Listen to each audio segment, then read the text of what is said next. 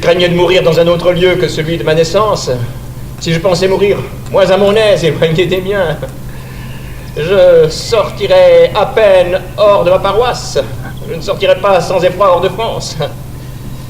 Je sens la mort qui me pince continuellement la gorge ou les reins, mais elle est partout pareille pour moi. Si toutefois j'avais à choisir, ce serait, je crois, de mourir à cheval plutôt que dans un lit. À Bar-le-Duc, Gilles de Trèves a bâti la plus somptueuse chapelle de marbre, d'ornements et de peinture qui soit en France. Nulle croyance ne me choque, si contraire soit-elle à la mienne.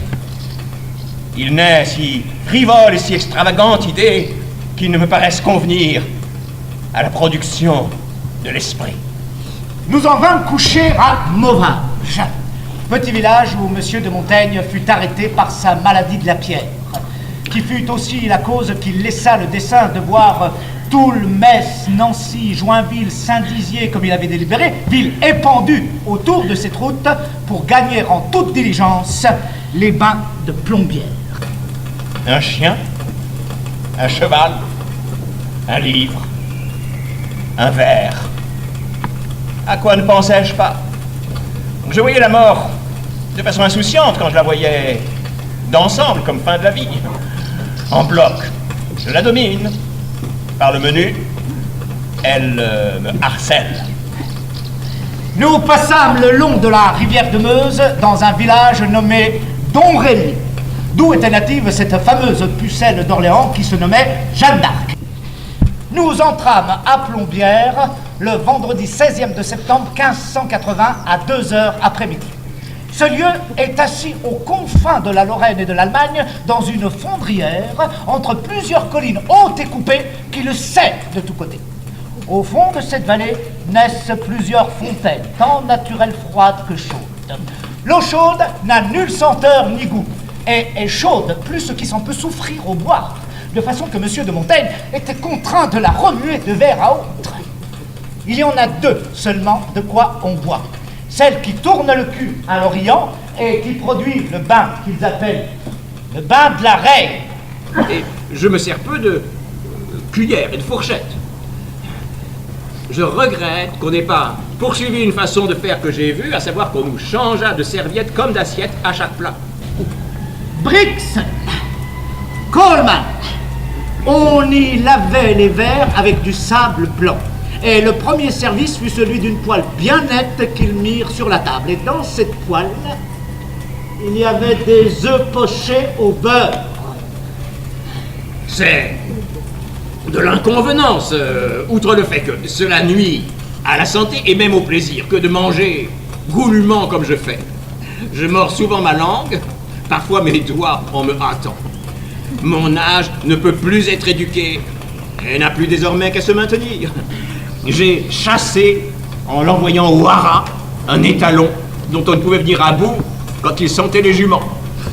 La facilité l'a immédiatement saoulé à l'égard des siennes.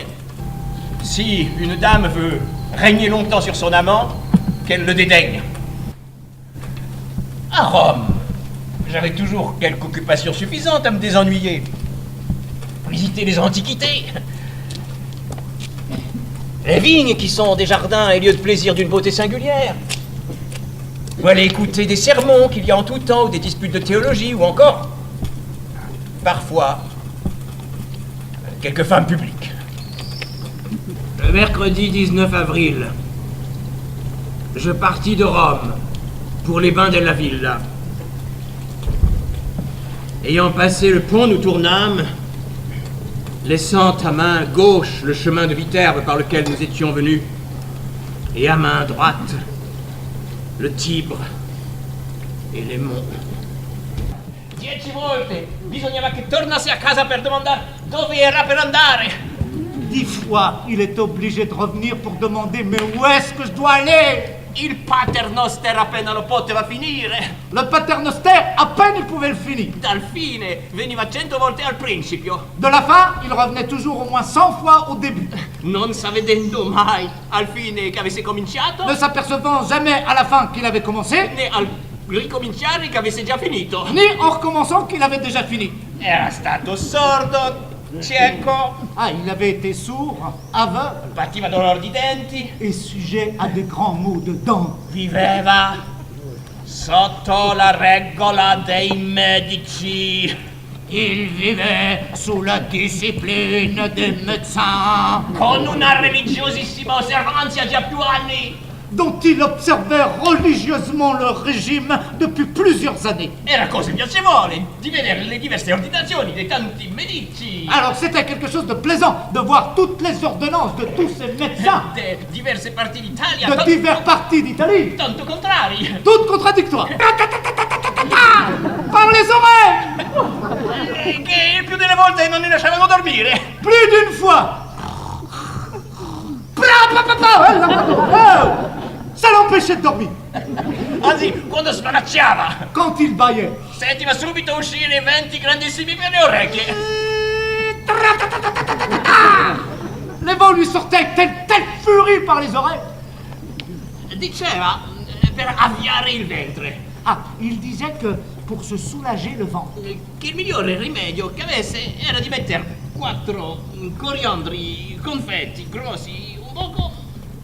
alors le meilleur remède qu'il avait, c'était de mettre 4 grains de coriandre un petit peu confit Nella bocca dans la bouche, e poi avendoli bagnati, levigati un po', et après les avoir un petit peu humidifiés et lubrifiés avec la salive, hein, metterli nel muso. d'en faire un suppositoire. Le dimanche 15, nous partîmes de Rome pour le voyage de retour. De grand matin.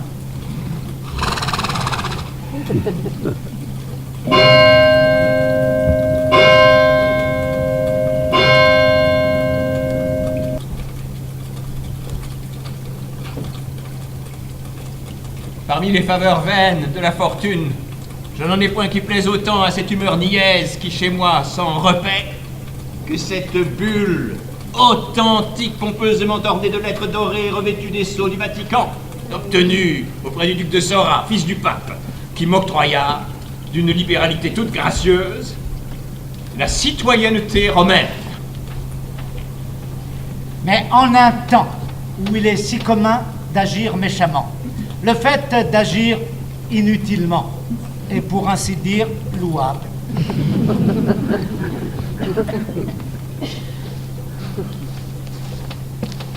Et puis Vercelli, Livorno et le 30, Turin. Ici on parle communément français. Et tous les gens du pays sont par coutume fort affectionnés pour la France.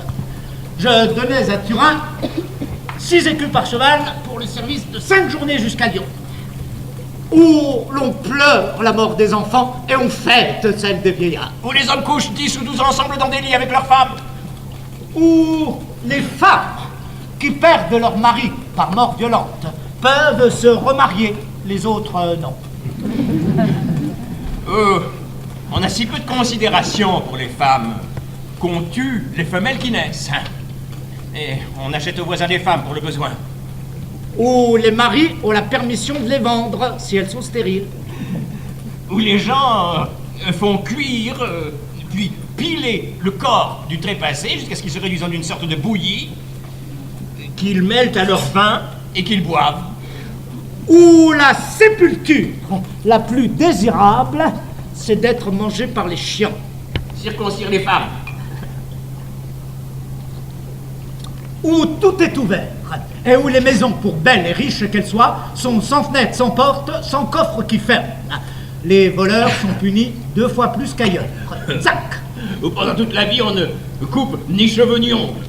Ailleurs encore, où l'on ne coupe que les ongles de la main droite, tandis que par souci de distinction, on laisse pousser ceux de la main gauche.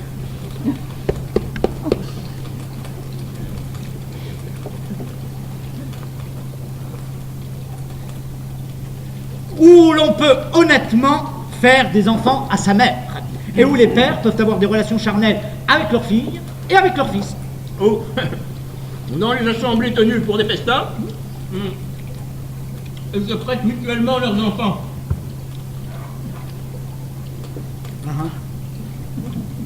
Ici, on vit de chair humaine. Et là, c'est un devoir de piété de tuer son père lorsqu'il a un certain âge. Ailleurs, les vieux maris prêtent leurs femmes à la jeunesse pour qu'elles s'en servent. Ailleurs encore, elles sont en commun sans qu'il y ait péché. Et même, dans tel pays, elles portent sur le bord de leur robe, comme marque d'honneur, autant de belles houppes frangées qu'elles ont approché de mâles.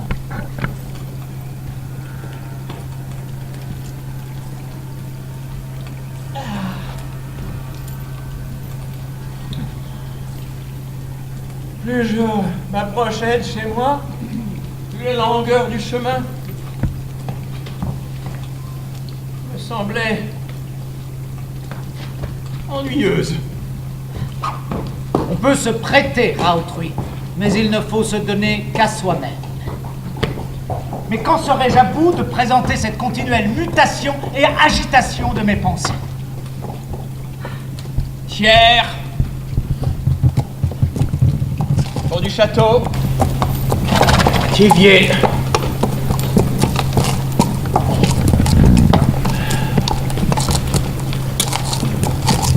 Périgueux, Mauriac. Enfin,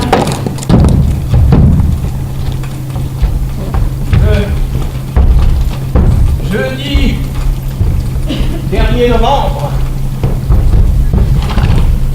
jour de Saint-André,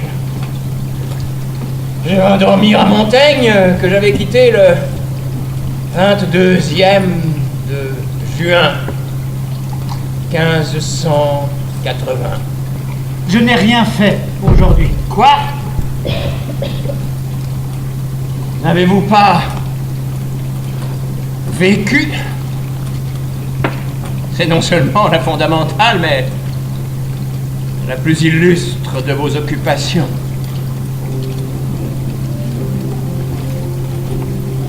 Par ainsi avait duré le voyage 17 mois et 8 jours.